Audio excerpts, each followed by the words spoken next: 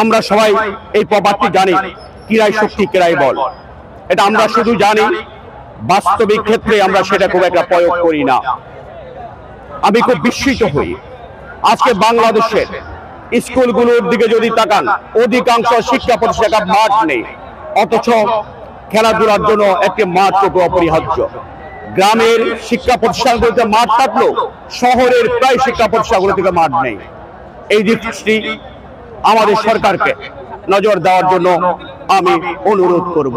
আরেকটি কথাই বলি, আমাদের সন্তানরা আজকে মাঠে খেলতে যান না, তারা মোবাইল স্ক্রিনের মধ্যে ঢুকে গিয়েছেন, যার কারণে আজকে দেখবেন আমাদের 6 বছরের শিশু, 7 বছরের শিশু, 8 বছরের শিশুকে তারা চোখে আপনার পাওয়ারি চশমা পড়তে হয়।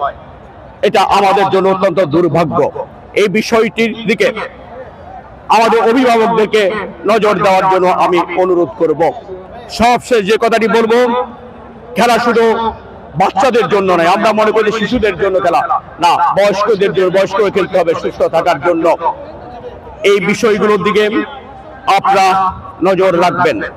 সবশেষে আজকে যেই দুই দল ফাইনাল খেলায় উত্তীর্ণ হয়েছেন, একটু পরে ফাইনাল খেলায় ক্রাঞ্চি রোলের ভিতর চকলেট ক্রিমের ফিলিংয়ে অল টাইম ক্রিম রোল, মুখে দিতেই স্পেশাল ইনসাইড। তারা অংশ নেবেন, তাদের উভয় দলকে আমি অভিনন্দন জানাই। অভিনন্দন জানাই যারা বিজয়ী হবেন তাদেরকে, অভিনন্দন জানাই যারা বিজিত হবেন তাদেরকে। কারণ দুটি দল ছাড়া খেলা হয় না। মনে রাখতে হবে, বিজিত দল না হলে, না থাকলে শুধু একটি দল দিয়ে কিন্তু খেলা হয় না। অতএব আমি আশা করব যে আগামীতে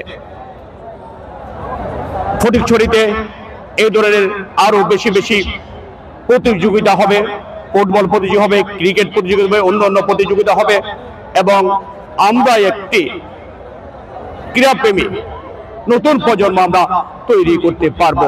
আমাদের সন্তানরা মাদক ছুঁয়ে দেখবে না, মাদকের দিকে তাকাবে না।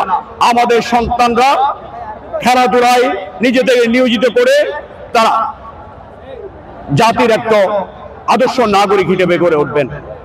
আমি আপনাদের সবাইকে ধন্যবাদ জানাই।